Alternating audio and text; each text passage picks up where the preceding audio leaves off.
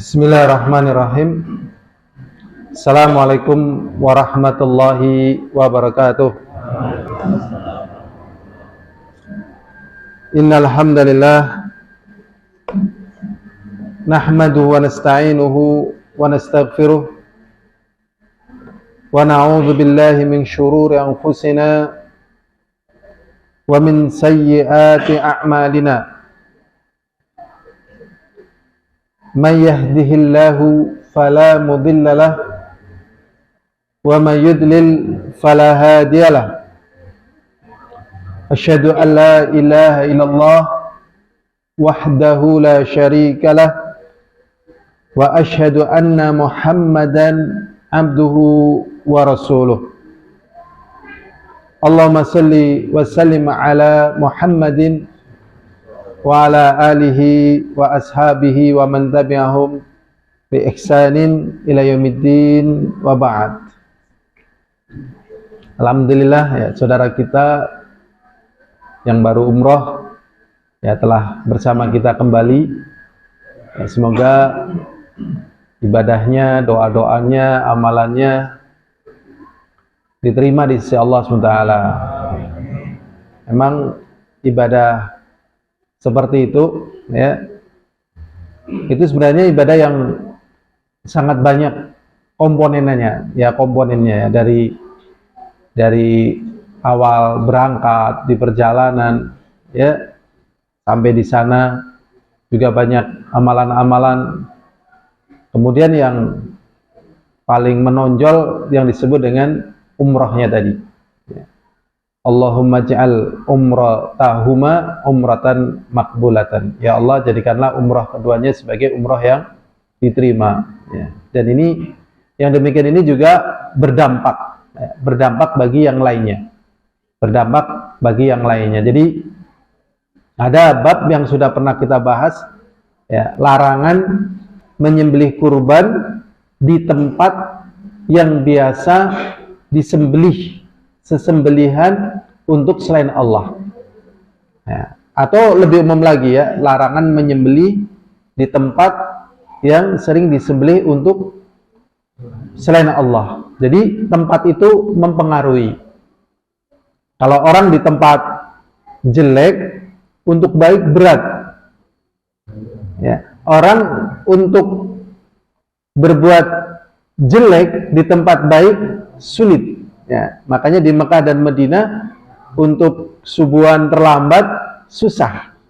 Tapi tatkala kita di rumah untuk subuhan jangan terlambat susah. Kadang subuhannya hampir waktu duha ya, menjelang waktu duha, sudah hampir jam 6 baru bisa takbir salat subuh. Ini itu begitu ya. Jadi ngaruh ya.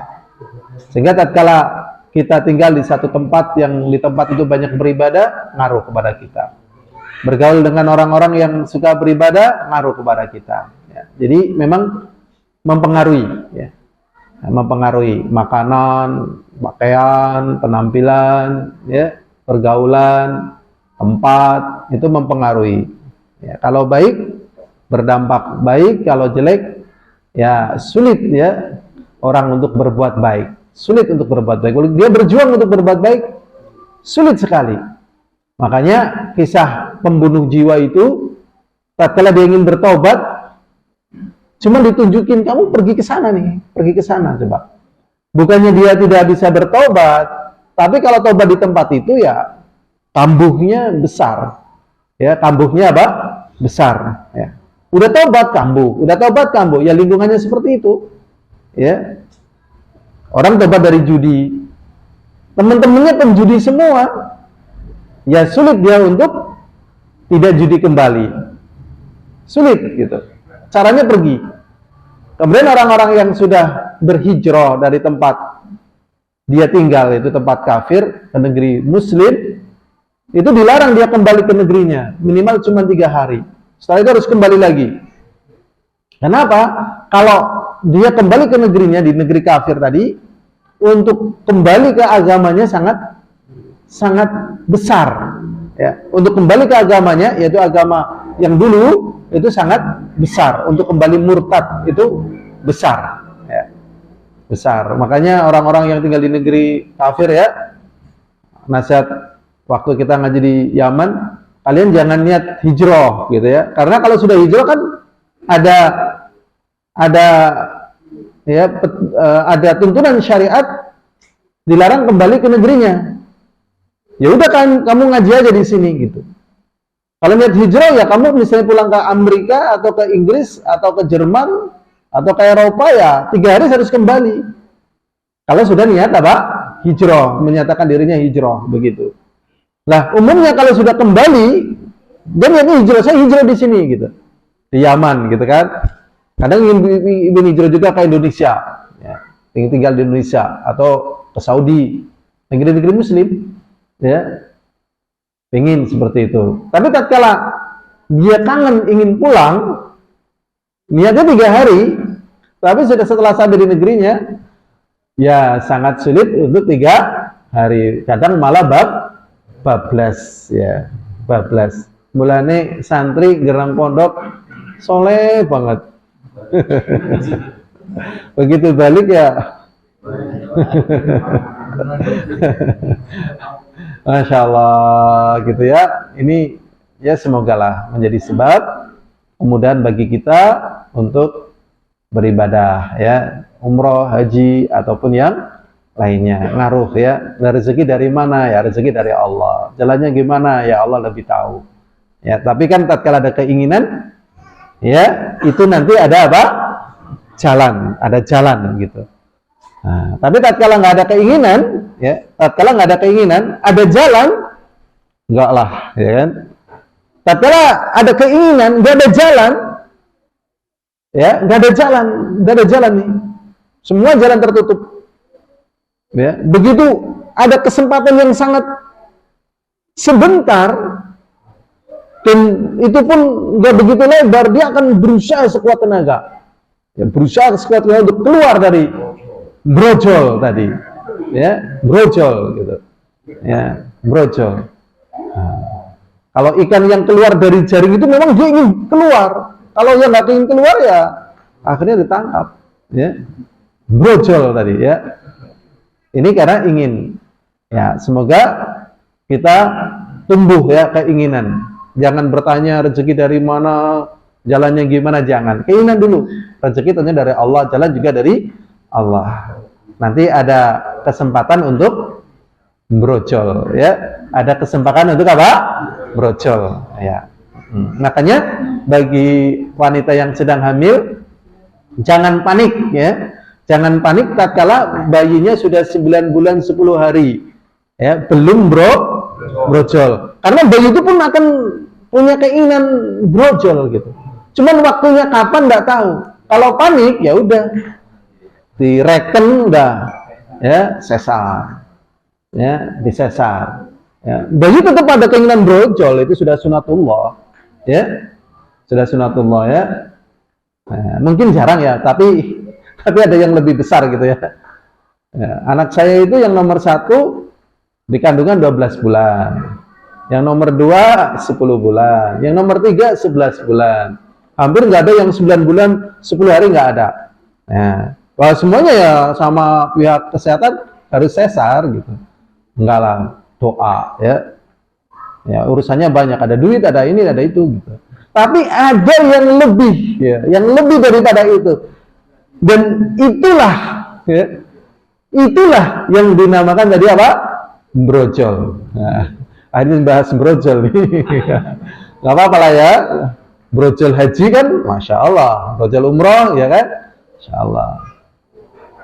Ada yang lebih daripada itu. Namanya Al-Imam Ad-Dhahhak.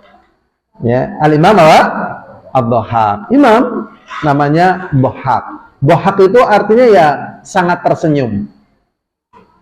Jadi ceritanya beliau itu di dalam kandungan 3 tahun. Ya, berapa tahun? 3 tahun. Alhamdulillah di masa itu nggak ada sesar. 3 tahun, alhamdulillah. Nggak disesar. Ya. Tatkala 3 tahun, Imam Al-Dhahhak ini keluar dari perut ibunya. Tadi dinamakan dengan apa? Brojo.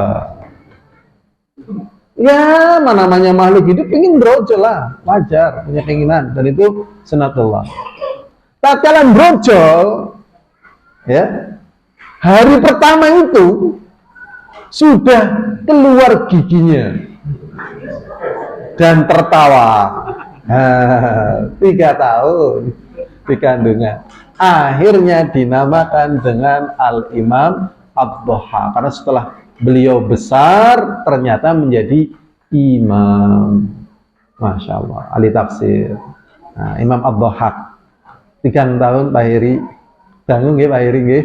Sing sabar ibune napa bapake? Kabeh betul. Sing sabar kabeh bener. Ora mung ibune, ora mung bapake kabeh, nggih. Nah, ya hadirin rahimani wa rahimakumullah. Kita akan membahas tentang yakni bab yang ke-23, yaitu babu majaa fis sihri. Bab yang membahas tentang sihir. Ya, tentang apa? Sihir. Kita baca aja lah ya biar singkat waktunya. Qala al-musannifu rahimallahu ta'ala. Berkata musannif. Jadi ada muallif, ada musannif. Ya. Kalau musannif itu dia adalah orang yang pertama kali menulis. Seperti ilmu usul fikih. Pertama kali yang memunculkan Imam Syafi'i. Ya, pertama kali memunculkan namanya apa? Imam Syafi'i dengan surat yang ditulis oleh beliau kepada Imam Ash-Shibli. Ya, penginannya gimana sih cara nentuin hukum dan sebagainya, saya ajarin gimana. Ada ditulis surat. Surat ini dikirim, ya. Surat ini dikirim, akhirnya surat itu menjadi munculnya ilmu usul fikih. Surat itu namanya Ar-Risalah. Kemudian kayak Jurumiyah, ya, ilmu nahwu pertama kali dinamakan Jurumiyah karena penulis pertamanya namanya apa? Ibnu Al-Jurum, sehingga disebut musannif. Tapi kalau merangkum, mengumpulkan, menata, menyusun, namanya mu'allif. Ya, namanya apa? Mu'allif. Ya, mu'allif. Ya. Ini istilah. Berkata musannif rahimahullah ta'ala, babu ma ja'a fis sihri, bab yang menjelaskan tentang sihir. Di sini ada syarahnya. Sihir di sini dijelaskan ai wal kahanah, perdukunan. Jadi sihir yang dimaksud di sini adalah apa? Perdukunan. Kita sudah pernah bahas tentang masalah perdukunan. Ini lebih dalam lagi.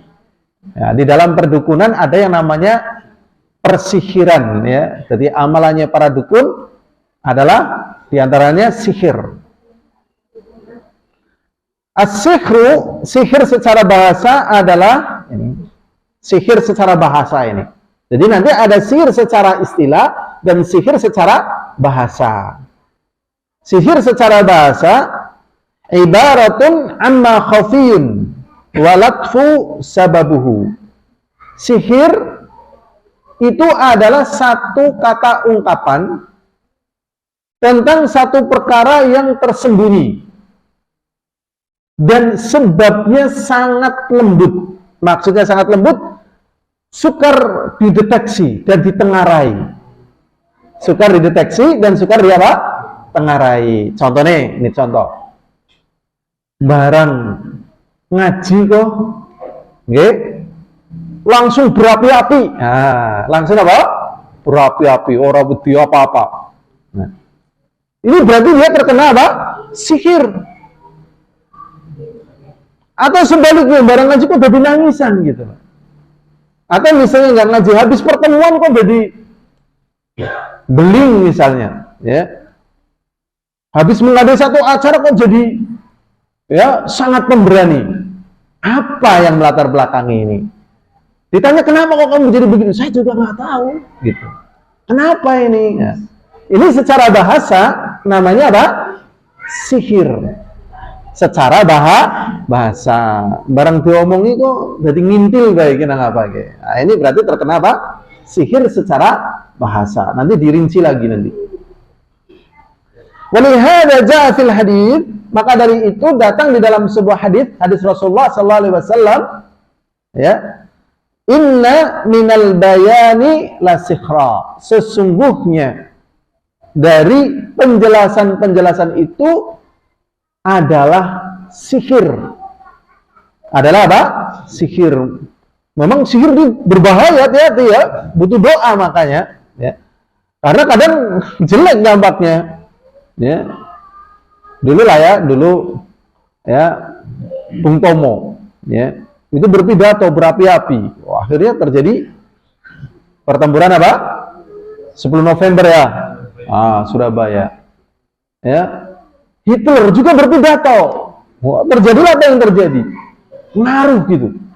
Ya, ini ya kalau pas benar alhamdulillah, kalau pas salah gitu kan, gitu loh. Hati-hati ini. Ya, hati-hati, ya kan? Waduh, ini dikatakan Rasulullah SAW, Inna minal bayan la sikhra. Sesungguhnya dari penjelasan terkandung padanya apa? Sihir. Dulu juga ada nih, ya.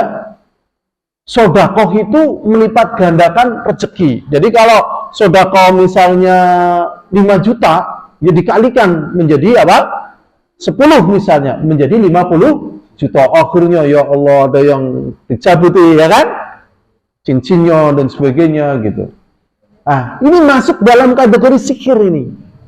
Hati-hati ini pengajian, ya, ini sasaran empuk. Kenapa? Ya namanya orang ngaji mana nggak percaya loh, membawa nama Allah, membawa nama Rasul, ya kan? Gimana Pak Betul? Nah, kemarin saya didatangi tiga orang dari Kodam. Kodam berarti Semarang ya. Wah, akhirnya kita jelaskan dan dia kaget dan belum pernah mendapatkan penjelasan itu. Ya, tanya macam-macam lah yang kita soroti sedikit aja. Ya, sebenarnya kita nggak mau bicara ya, karena ini perkara yang sudah lewat. Tentang Az-Zaitun, Panji Gumilang. Jadi, letak awal kesalahannya karena menganggap kita itu pada masa kekafiran. Sehingga tatkala masa kekafiran tidak berlaku hukum Islam, sehingga nggak perlu sholat dan seterusnya. Yang wajib adalah kita menegakkan daulah Islamiyah. Akhirnya muncul keanehan-keanehan yang katanya ini sedang ramai dibicarakan. Nah, ramai membicarakan perkara ini sebenarnya hampir nggak ada gunanya. Hampir nggak ada gunanya, ngapain? Karena yang mampu menyelesaikan ini pemerintah. Nggak pemerintah aja juga suruh nyelesain coba. Kira-kira kental apa nggak kental? Nggak kental. Maka kewajiban kita, pokoknya kita, keluarga kita, aja ke pelu-pelu gitu. Karena kalau sudah ke pelu-pelu, ya Allah. Lah, inilah yang namanya dampak sebuah penjelasan yang dikatakan termasuk daripada sihir. Ini baru contoh yang model Az-Zaitun. Ya, belum model yang misalnya kayak gini. Ini saya menjelaskan kepada santri saya. Ya, tentang misalnya bom bunuh diri, ya. Bom, rampok dan seterusnya. Ini bom bunuh diri. Sekarang pendekatannya cuma gini aja. Kamu tahu nggak itu apa? Kekufuran kan? Ya. Kalau misalnya kita mengingkari kekufuran, ya, ini bentuk keimanan atau kemaksiatan. Kalau kita mengingkari kekufuran, ya jelas keimanan. Kalau misalnya kita sampai mati misalnya, apa yang Allah akan berikan? Surga. Matinya bagaimana? Syahid. Bawakan dalil-dalilnya, setelah udah mudeng, ya kan? Mudeng, siap, mantap, yakin, boom. Wah, jadi gitu loh. Makanya untuk menjadikan orang itu menjadi seperti itu cuma butuh waktu 2 jam. Gampang kan? Gampang. Gampang, mengerikan ini sebenarnya. Ini di bidang itu, belum di bidang yang lainnya. Ya, di bidang yang lainnya mulane kon ati akeh ndonga, aja seradak sruduk, aja gugup, gitu. Umpan papan, apalagi ya? Sing incer, ya. Tuh. Karena semuanya akan dimintai pertanggungjawaban oleh Allah Subhanahu wa ta'ala. Rasulullah mengatakan inna minal bayani lasikhra.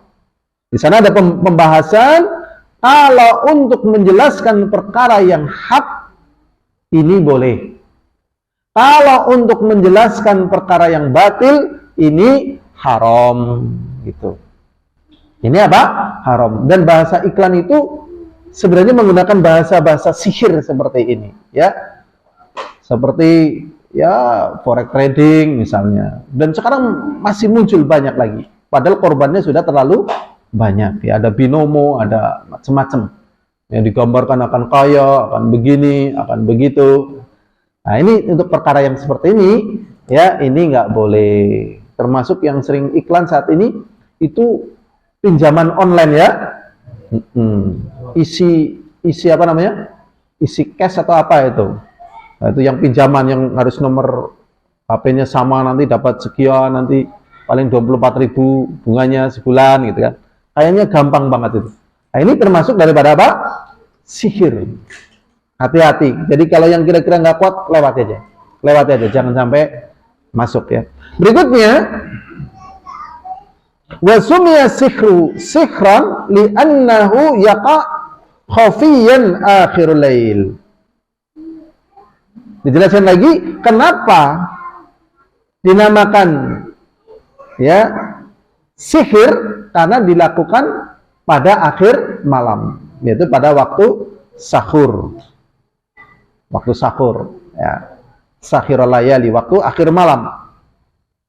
Berkata Abu Muhammad Al-Maqdisi di dalam kitabnya Al-Kafi, sihir adalah azaim wa ruqa wa uqad tu'tharu fil qulub wal abdan fayumrad wa yuqtal wa yufarriqu bainal mar'i wa zawjih. Tadi definisi pertama ya, sekarang definisi kedua menurut Al-Imam Al-Maqdisi. Sihir itu adalah jimat-jimat, mantra-mantra, kemudian bukulan-bukulan, tu'tharu fil qulub, berpengaruh pada hati, ya. Wal abdan, dan juga badan. Fayumrad, maka tatkala orang ini disihir bisa menjadi sakit, wa yuqtal, bisa mati, terbunuh, wa yufarriqu bainal mar'i wazauji, dan bisa memisahkan antara istri dengan suaminya. Kenapa disebut dengan istri dengan suaminya? Ini hubungan yang paling kuat. Jadi persahabatan yang paling menakjubkan yang ada di dunia ini, yaitu persahabatan antara suami dan istri. Ya, kanca SD sing akrab banget, sikwis kelalen, gimana? SMP, SMA, aduh, kanca kantor kelalen. Sing paling menakjubkan suami istri. Masya Allah. Cuman syaitan itu sering, ya Allah, ya, membayangkan, ya, membayangkan. Syaitan itu sering membayangkan, ya, pagar tetangga lebih apa? Hijau.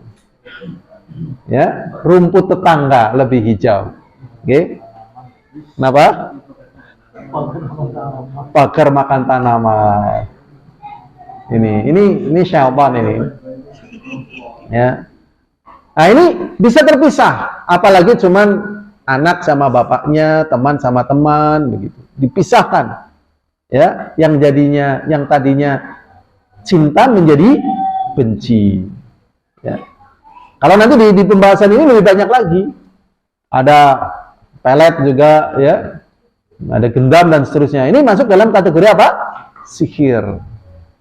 Tapi ada juga yang seperti sihir, ada yang tidak menghukum itu sihir, sulap, ya, atau musya'wadah. Ini tergantung jenis sulapnya sebenarnya. Kalau memutlakan sulap ini boleh gitu ya, lihat dulu sulapnya gitu, ya, lihat dulu sulapnya. Memang dengan sulap ini kan ya aneh ya, misalnya kok dari topi keluar burung gitu ya. Ya ada tekniknya, insya Allah kalau memang itu betul sulap, itu memang sudah ada apa burungnya, ya sudah ada apa burungnya, ya. Dan keanehan-keanehan yang lain. Tapi kalau di situ menggunakan bantuan jin, ya ini sihir ini, walaupun mengatasnamakan apa sulap. Sekarang yang tidak mengatasnamakan, yang tidak menggunakan jin, kalau itu mengganggu ibadah dan mengarah perkara yang haram, hukumnya nggak boleh. Ya, tapi nggak sama seperti yang menggunakan jin. Ya, menggunakan jin ya syirik. Ya, syirik. Ya memang itulah ya manusia ya. Manusia itu diberi akal sehingga dia bisa melakukan hal-hal yang tidak biasa dilakukan oleh manusia lain ya. Bahkan oleh binatang jelas ya. Jadi kalau misalnya tidak menggunakan jin, ya ini bukan sihir ya, bukan, dan tidak termasuk syirik. Tetapi misalnya tidak menggunakan jin kemudian memalingnya dari zikrullah dan sebagainya mengganggu, ya ini tetap haram, tapi nggak sampai syirik. Nah, ada yang namanya apa itu? Hipnotis. Hipnotis ini juga hati-hati ini ya. Cuman hal-hal yang demikian ini tidak dilakukan oleh orang-orang beriman. Biasanya hipnotis-hipnotis ini untuk perkara-perkara yang jelek, hiburan jelek gitu ya. Lah kalau menggunakan jin, ya ini tetap syirik. Ya, tetap apa? Syirik. Banyak orang di masa kita yang mengajarkan hipnotis, katanya tanpa apapun ya. Dengan pendekatan-pendekatan kejiwaan, ada ilmunya ya, dan banyak yang berhasil katanya ya. Nah, kalau seperti ini dan memang tidak menggunakan jin dan digunakan untuk hal yang bermanfaat, ya misalnya bocah stres gitu kan, bocah stres ngamuk baik gitu kan, ini harus dijinakan ini. Nah, tatkala memang digunakan untuk hal seperti itu dengan keahliannya sehingga yang stres ini bisa istirahat, ya kalau tidak menggunakan jin dan itu digunakan bermanfaat, zahirnya ini hukumnya nggak apa-apa. Hadirin rahimani wa rahimakumullah. Allah SWT berfirman ya di dalam Al-Qur'an dalam surat Al-Baqarah, wa yata'allamuna bainahuma ma yufarriquna bihi bainal mar'i wa zawjih.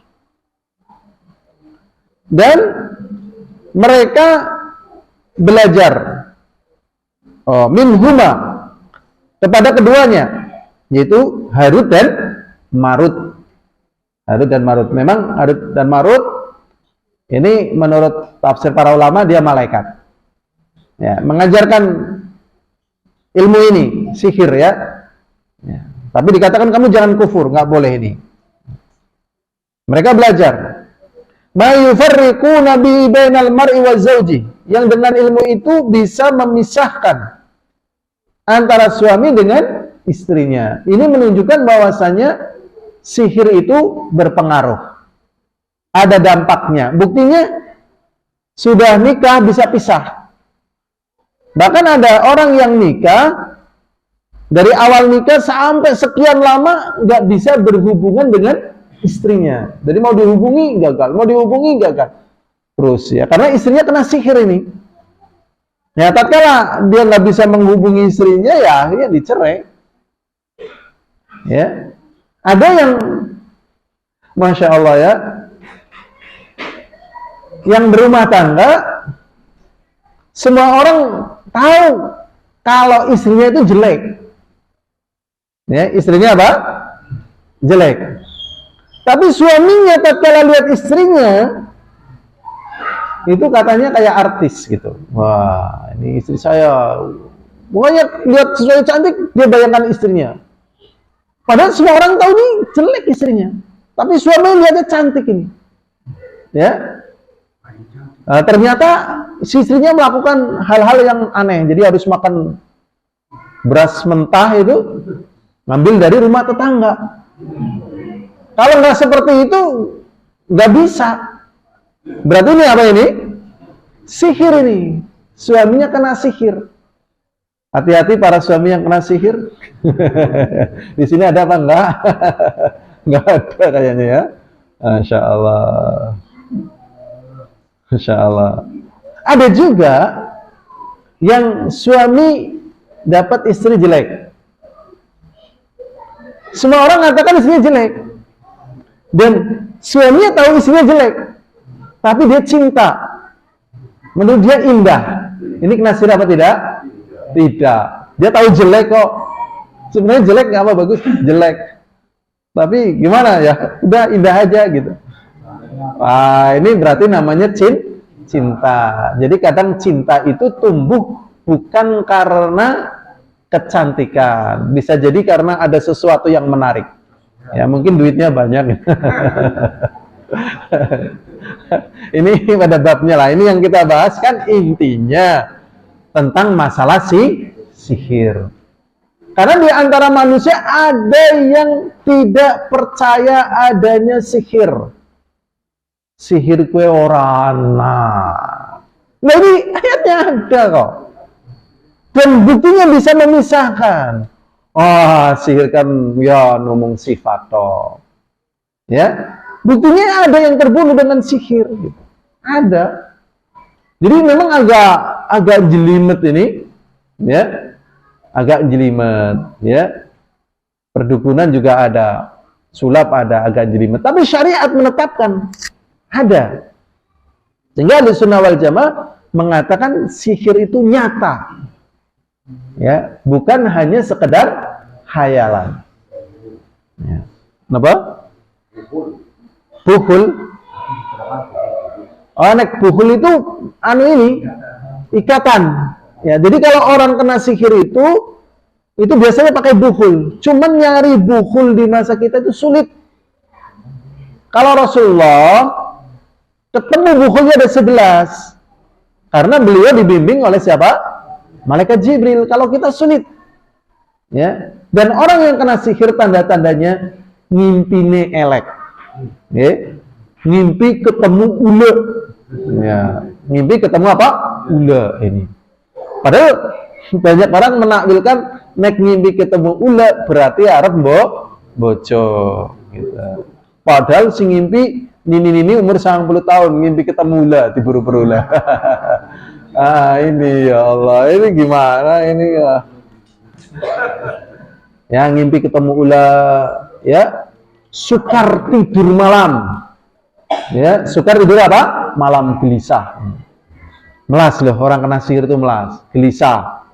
Ya. Kemudian juga ya, dia senantiasa merasa ada orang yang mau mencelakai dia. Ya. Kadang dia ya, tatkala dibangunkan seakan-akan dia mau diserang orang. Ya. Kemudian giginya kadang gatik gitu. Katik, dan itu terus ini, kasihan orang kena sihir. Ya, orang yang kena sihir ini, kasihan. Makanya orang kena sihir, kalau sabar, kemudian meninggal dunia, ya, insya Allah dia masuk ke dalam surga. Masuk ke dalam apa? Surga. Kalau sabar.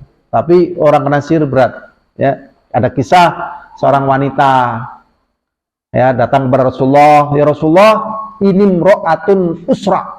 Ya Rasulullah, aku ini adalah seorang wanita yang sudah tua, terkena sihir. Kemudian si wanita ini minta diruqyah kepada Rasulullah, minta diruqyah. Kemudian Rasulullah mengatakan, aku ruqyah kamu dan kamu sembuh, atau kamu sabar, kamu surga. Idza sabarti walakil jannah. Ya. Kalau kamu sabar, kamu surga. Kemudian wanita ini mengatakan, asbir. Aku milih sabar ya Rasulullah.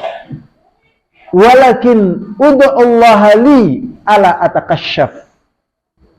Tapi aku minta tolong ya Rasulullah, doakan aku supaya aku jangan tersingkap. Yang namanya wong ora normal. Orang kena sihir itu nggak normal, kena jin itu nggak normal. Yang namanya nggak normal, ya namanya orang kalau terbuka auratnya malu. Tapi karena dia nggak normal malah membuka apa? Aurat. Orang normal sama bapaknya cinta, kalau nggak normal bapaknya bisa dibunuh. Orang normal sama istrinya cinta, tapi nggak normal istrinya bisa dibunuh. Nah ini berbahaya. Ya, dan di dunia ilmu jiwa, hal-hal yang demikian ini kadang nggak dimasukin. Ruqyah, ya, ruqyah ini nggak dimasukin, artinya dimasukin aja, ya, sebagai pengobatannya. Di samping, ya, ilmu-ilmu atau obat-obat yang mereka miliki, ya. Tapi ruqyah ini bagian daripada pengobatan. Kemudian Rasulullah SAW mendoakan, ya, mendoakan supaya dia tidak tersingkap. Kemudian setelah itu perempuan itu berlalu, Rasulullah mengatakan, jikalau kalian ingin melihat seorang wanita di surga, lihatlah wanita itu. Ya, Masya Allah. Ini menunjukkan bahwasannya sihir itu berdampak. Ya, berdampak. Dan berarti sihir itu apa? Nyata. Dalilnya tadi dalam surat Al-Baqarah. Berikutnya, wa qala subhana, dan Allah SWT berfirman, wa min syarrin naffatsati fil 'uqad, dan kami berlindung dari para wanita-wanita. Di sini disebut apa? Wanita-wanita. Naffatsat, para wanita-wanita, ya, tukang sihir yang meniupkan fil 'uqad, dalam pukulan-pukulan. Ini memang dunia metafisika kayak gini, ya Allah, ya. Kita lebih bersabar jalurnya pakai jalur ini. Karena kalau nggak pakai jalur ini, nanti masuk dalam jalur perdukunan gitu ya. Itu nanti ya Allah nggak ada selesainya. Ya. Kadang orang yang mau mensihir itu ya kan, ambil boneka, kemudian ambil apa? Ambil tali atau ambil rambut, wah itu sejiret itu, kepala bonekanya lah, ini akhirnya yang disihir itu gentiling itu. Wah ini ngeri nih dunia kayak gini nih, ya ngeri. Dan itu dunianya nggak ada selesainya. Kalau orang masuk dunia sihir ya nggak selesainya. Memang ada orang yang gila bahkan mati karena belajar ilmu apa? Sihir. Orang mengatakan ora kuat ngelmu. Nah, ora kuat apa? Ngelmu. Ngeri ya. Ada seorang tukang sihir ya. Dia kuliah di UGM waktu itu. Kemudian dia jadi tukang sihir gara-gara orang tuanya kena sihir. Tatkala ditanya bagaimana proses kamu mensihir gitu ya. Dia harus berendam di comberan kerbau selama 1 pekan. Katanya kalau dia tidak melakukan seperti itu dia nggak tega. Nah, sekarang kita kembali di sini, yang disebut dengan tukang sihir itu para wanita. Sekarang pertanyaannya, laki-laki bisa jadi tukang sihir apa tidak? Bisa. Pinter malah gitu. Tapi kalau memang laki-laki pinter malah disebut bukan nafasat. Berarti lebih pinter wadon. Jadi di sini disebutkan nafasat para wanita-wanita tukang sihir, para nenek-nenek sihir. Itu karena sihirnya lebih mengerikan, lebih dahsyat. Lebih apa? Dahsyat. Bukan berarti laki-laki nggak bisa tukang sihir. Tapi kalau yang praktek sihir itu perempuan, ini lebih manjur, lebih jos. Ya, jadi banyak tugas-tugas sulit laki-laki itu kalah. Di antaranya jadi tukang sihir, laki-laki kalah. Intelijen juga laki-laki kalah. Yang hebat jadi intelijen laki-laki atau perempuan? Perempuan. Perempuan wong wadon itu bagian intelijen. Ya. Penampilannya cantik, menarik, kon mereki jenderal, dirayu gombal. Ya, sekarang laki-laki tampilannya menarik kon mereki jenderal. Lebih tertarik yang laki-laki ganteng atau perempuan yang cantik? Nah, itu datanya keluar gitu. Perempuan itu, ini tugas perempuan gitu. Di zaman Rasul juga perempuan. Yang jadi telik sandi itu perempuan. Di sini disebutkan karena wanita itu ya kalau sudah benci, jiwa busuknya itu lebih ngeri ketimbang laki-laki. Jadi perempuan kalau sudah cemburu, ya Allah. Mungkin apa mbak niki? Beda dengan laki-laki, nggih. Nah, ini perempuan ini masya Allah. Rabatun. Makanya hati-hati sama perempuan ya. Kalau sudah benci nih ngeri nih. Jangan sampai benci, betul. Jangan sampai benci, ya ngeri ini. Nah ini dia bisa melakukan persihiran kalau jiwanya lagi busuk ini. Nah, sehingga para wanita-wanita yang di sini yang disebutkan adalah tukang sihir. Berarti sihir ini ada. Buktinya kita diperintahkan untuk berlindung kepada Allah dari sihir. Dalilnya ini. Ya, dalilnya ini. Yakni as-sawahir, yaitu para tukang-tukang sihir allati yaqiduna fi sihrihinna, yang mereka memintal balasi mereka. Qadarullah kacamata ini ketinggal ini. Ya Allah ya. Jadi ingat zaman dulu ya. Jadi ada seorang bapak marah-marah. Kenapa? Ya, lupa naruh kacamata. Kita lanjutkan ya. Wa yaf'alna fi uqadihinna. Kemudian para wanita-wanita tukang sihir ini memintal pada ya bukul-bukul mereka. Walaula anna lisihri haqiqatan lam ya'mur bil isti'adha bihi. Di sini jelaskan kalau memang bukan karena sihir itu real nyata, pasti kita tidak diperintahkan untuk berlindung dari sihir. Berarti sihir ada apa tidak ada? Ada, ya. Memang ada yang mengatakan sihir itu sifat, ya. Seperti yang kejadian pada raja tukang sihirnya Raja Fir'aun, ya kan? Itu yang tali-tali itu kan dihayalkan gitu. Dihayalkan seakan-akan itu ular. Jadi sihir itu macam-macam, ada yang berupa hayalan, ada yang ya sesuai dengan kebutuhan sihir satu, ya. Jadi sihir itu pertama sesuai dengan apa? Kebutuhan. Ya, sihir itu sesuai dengan kebutuhan. Misalnya sihir dibutuhkan untuk ngambil uang orang. Nah, sihir dibutuhkan untuk biar orang cinta. Sihir dibutuhkan tatkala biar orang cerai. Sihir dibutuhkan biar orang sakit. Sihir dibutuhkan tatkala orang mati gitu. Sihir dibutuhkan tatkala sesuai dengan kebutuhan. Nah, ada jenis sihir yang tadi hayalan tadi. Tetapi ada sihir yang lainnya. Sehingga mereka yang berpendapat sihir ini adalah hayalan, ini pendapat yang lemah, ya.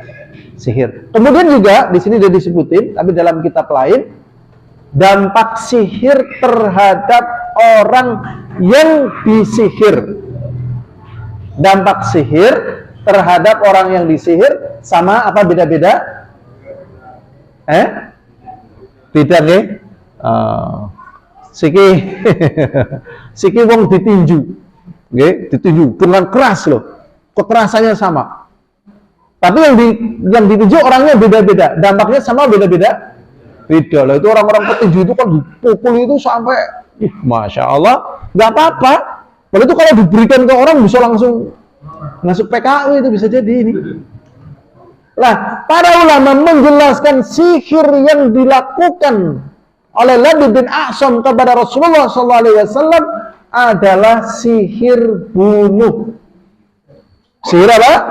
Bunuh. Orang Yahudi melakukan sihir, kira-kira lah men Rasulullah mumet atau men Rasulullah mati.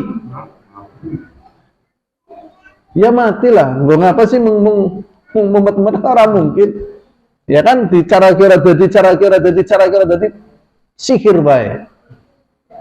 Ternyata dampak bagi Rasulullah pun pusing gitu. Di dalam Sahih Bukhari dikatakan ka'annahu ya'ti ahlahu walam ya'ti. Jadi seakan-akan Rasulullah tatkala terkena sihir ini itu seakan-akan sedang mendatangi istrinya. Padahal dia tidak mendatangi istrinya. Makanya nih ada kisah nyata nih. Ya, tempatnya, daerahnya nggak usah saya sebutin lah ya. Cuman saya tahu gitu aja. Ya. Jadi ya tetangga lah. Jadi ceritanya dia ya ngaji sugih. Ngaji apa? Sugih. Udah pernah dengar ngaji sugih? Ngaji sugih ngaji tapi tujuannya main sugih. Singkat cerita suaminya mati, tinggal dia. Tatkala dia ditinggal suaminya itu, lah inilah jadi aneh gitu ya. Yang cerita langsung bukan orang lain itu dari keluarganya. Tatkala dikasih makan, dia lihat makanan itu seperti darah. Ya mana mungkin mau makan, yang dia lihat apa? Darah. Akhirnya nggak mau makan. Ya. Hari berikutnya dikasih makan, lihatnya seperti lumpur. Ya Allah. Sekarang pertanyaannya, adakah ibunya, itu ya ibunya yang rawat, dan adiknya memberi makan kepada orang yang dia sangat cintai dengan darah? Mungkin apa tidak mungkin? Tatkala anaknya sakit, mungkin apa tidak mungkin? Tidak mungkin. Dengan lumpur mungkin apa tidak mungkin? Pada sedang sakit? Tidak mungkin. Sampai akhirnya nggak mau makan dan meninggal dunia. Sekarang pertanyaannya, apa ini yang terjadi? Sihir. Makanya orang yang terkena sihir kasihan ini, ngeri ini. Ya. Makanya tadi ada orang yang sudah tadinya saling cinta, bisa-bisa kok jadi retak seperti itu. Bisa jadi pas belum kena sihir lihat suaminya demikian tampan, demikian menarik, demikian gagah. Begitu sudah berjalan rumah tangga, mungkin sudah punya anak 5, kok tiba-tiba suami yang tampan berubah wajahnya lebih jelek daripada monyet gitu ya. Kira-kira cinta atau enggak? Ah, monyet.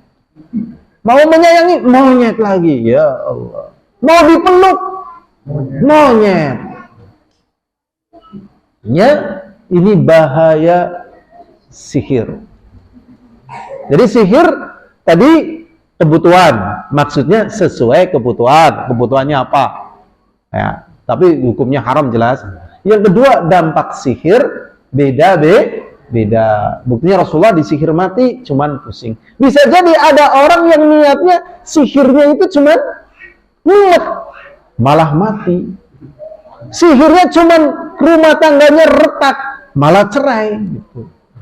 Sihirnya cuman ya untuk sementara lah, buat hiburan gitu kan, dipelet misalnya, para sebulan gitu. Ternyata sampai tahunan gitu. Wah ini sihir gagal ini ya. Baik sihir yang berhasil atau sihir gagal sama-sama syirik haram. Gak boleh ini.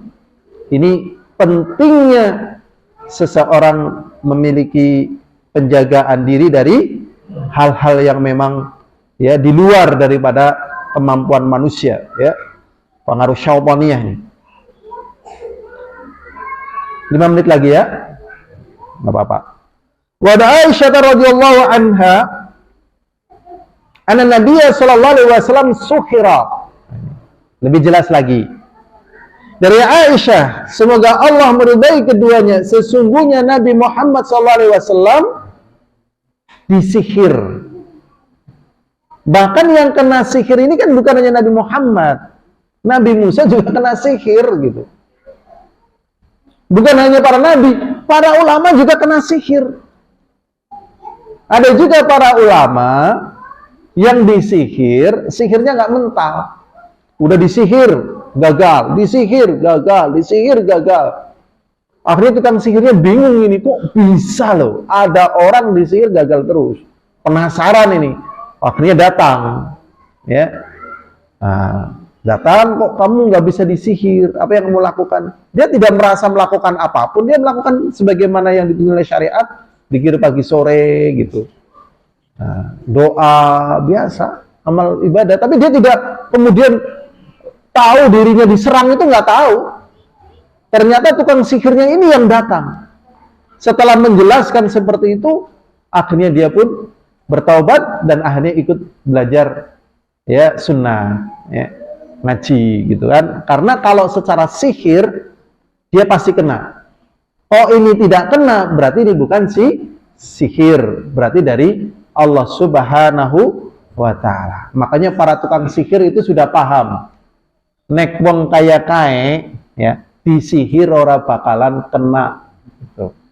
Dia nunjukin orang-orang yang pada ngaji sunnah itu ora bakalan kena. Itu sudah dicoba gagal, dicoba gagal gitu ya. Makanya bersyukurlah ya, ngaji yang kelihatannya sederhana ternyata musuh-musuh itu paham ya, paham ya tentang perkara hal tersebut. Sedangkan Rasulullah kok kena lah, ini waktu itu memang belum turun ya, qul a'udzu birabbil falaq dan qul a'udzu birabbin. Nah, setelah itulah itu digunakan untuk doa. Waktu itu belum turun. Begitulah hadirin azan wa azakumullah, disihir. Hatta innahu la yukhayyilu ilaihi, sampai dihayalkan padanya annahu yaf'alu, dia melakukan sesuatu, asyai'a, melakukan sesuatu, wa ma yaf'aluhu, ya, padahal beliau tidak melakukannya. Wa annahu qala laha, dan sesungguhnya Rasulullah SAW mengatakan kepada Aisyah, zata yamin, pada suatu hari, atani malakan, datang kepadaku dua malaikat.